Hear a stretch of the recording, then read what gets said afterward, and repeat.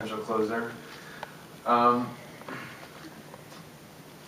It's rare though, however, that we, as some of my colleagues have alluded to, have the opportunity to test something. So often we're changing zoning or changing an ordinance, and we're as well informed as we can be, but we don't know what those effects will be until it happens. This is an opportunity where we can see how it will shake out. My concern, however, is how are those data used after we do receive them? How is it, as I said, unpacked? How is it disseminated to the community and the stakeholders? And then what mechanisms for feedback will there be to communicate some of those concerns, not just from Lehigh and the city, but as well as the surrounding community? I'll also add, however, if this was the full-time street vacation, I would not be supporting it. However, I am in support of the temporary closure because I think we do have a great opportunity here to see what the impact will be.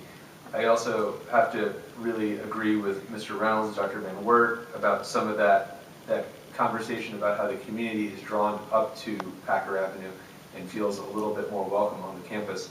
I've spent some time just walking around Lehigh's campus, and it's tremendous. And I think that it's a wonderful asset to our city, and I think to expose that to more people is only a good thing for Lehigh and a good thing for the community.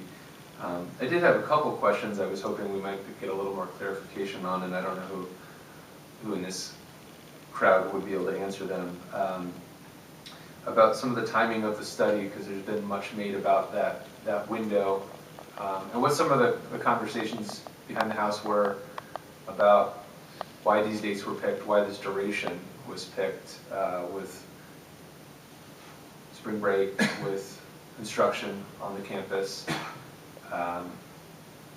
Who might be able to answer that of how you designed this study to start on this date in March and go through all of April? I'm happy to field that question.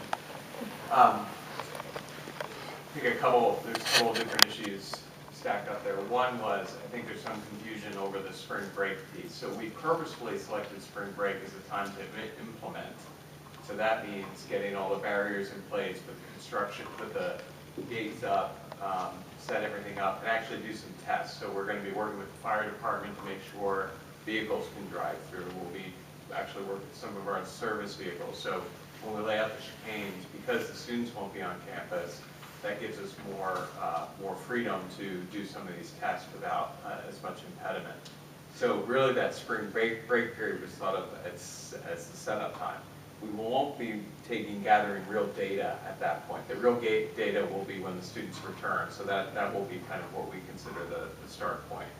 I think the 45 days was actually a result of a lot of discussion with the city about what we felt like was a long enough period that people would settle into patterns and we would see how they would change because of the closure, but not so long that we were potentially putting too large a burden on the neighborhood.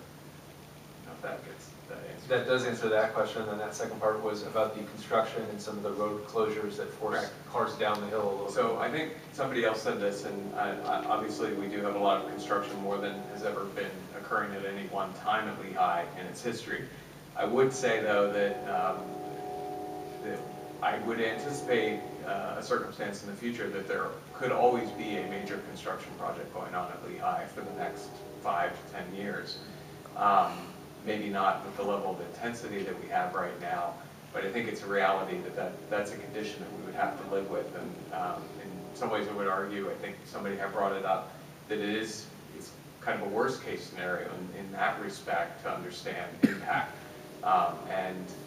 Again, I go back to the fact that if there is anything that seems extraordinary in terms of the closure, we will reopen it. There's no question in our minds. We understand that, and to be honest, we face a number of significant internal pressures as much as the community pressures in terms of that as well. So we're very mindful and very sensitive to that.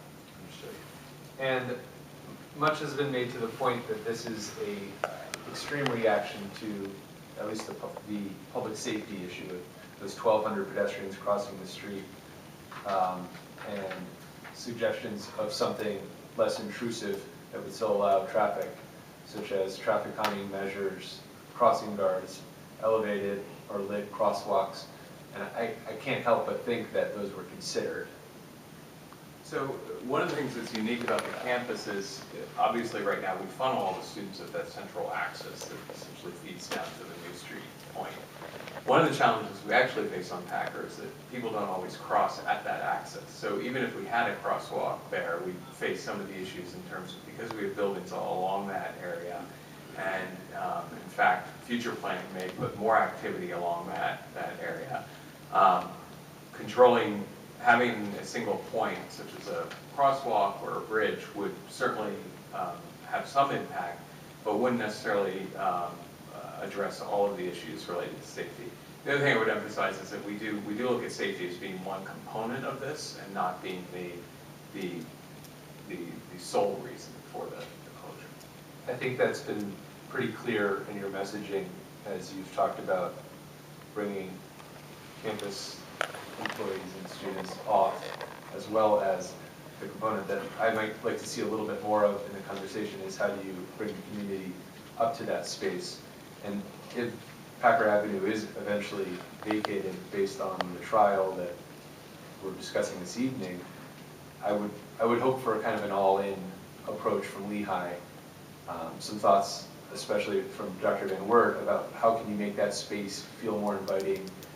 Is there a playground there? Is there a community space? We heard for the first time tonight about community programming and having events on that flat space and using that. And I think that should be a major consideration in a potential permanent vacation of the street, which I understand was not a question. Yeah, and I would say, I don't think Lehigh takes any issue with that, and I think that will be something we look into. I mean, we've talked about the fact that Farrington Square is really the only little sliver that we have for something like that. Programs like the farmers market, things where we get those mixes are certainly ways we look at programming that area. Understood. This may be a question for the administration, but I would like to know if Packer Avenue is eventually vacated, and who owns that property from curb to curb?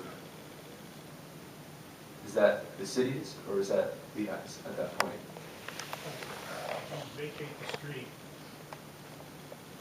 Thank you, Mr. Leeson, if you'd step up to the mic. Generally, if you vacate the street, the ownership then conveys half the street goes to the owners on the one side of the street, the other half of the street goes to the ownership on the other. That's generally how it works out. So half Lehigh and the other half would be Lehigh. Might be. I just don't know who owns all the way down. Assuming that's true, then that would probably be the result. Clearly on the south side of Packer, that's obvious Lehigh. I guess the question is the north side of Packer, is that Lehigh owned from Vine to Webster? It is. So Lehigh would own the street. What would be the potential legally, I guess not what your plans are, for Lehigh to develop or build on that space? Would they be allowed to do it?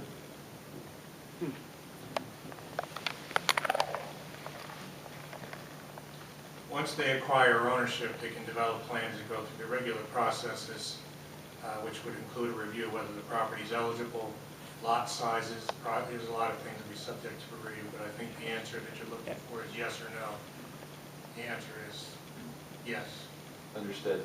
And obviously there's utilities under that road that... As part of the agreement, there will be easements reserved for utilities and issues that may make it difficult to do just about anything that they may essentially prohibit development. Yeah. Council's been down that road many times before, and I think you're well aware that with every street vacation, there's a process we go through to assess the impact on utilities. Mr. Alcal's point is well taken, that may render real development impractical. Understood. And essentially, if that street is vacated, I know in the past there hasn't been a transfer of funds when we've done some street vacations, but there is value to it as a roadway for cars, but I would also imagine there's a financial value for Lehigh. and they are a nonprofit, so they wouldn't be paying property tax on expanding their campus essentially. So I don't know if that's a question that can or should be answered this evening, but it's something that I think has crossed a few minds about where the dollars come from and go to. And then also the additional impact from the parking meters lost revenue, which maybe that is something that could be answered this evening, obviously not by you, Mr. Leeson.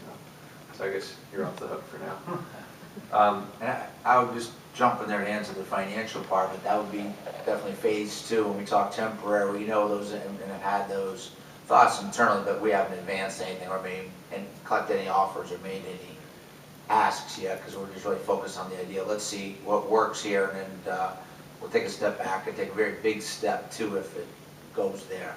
And I did have an opportunity to talk to Mr. Fernstrom at the Parking Authority, and obviously they have a number that those meters bring in. So that's in their budget, so that would have to be offset by something. And then if it is, you know, it is tricky, and it is obviously a negotiation that goes back and forth. And from what I've seen thus far from Lehigh and the representatives, they seem willing to have those conversations and be able to give and take a little bit on that, as ultimately this has to be a partnership with Lehigh, the city, and the community as well for it to be successful. So I will be supporting this temporary closure this evening, and I turn to my colleagues to see if they have anything else they'd like to add or ask of the Lehigh representative.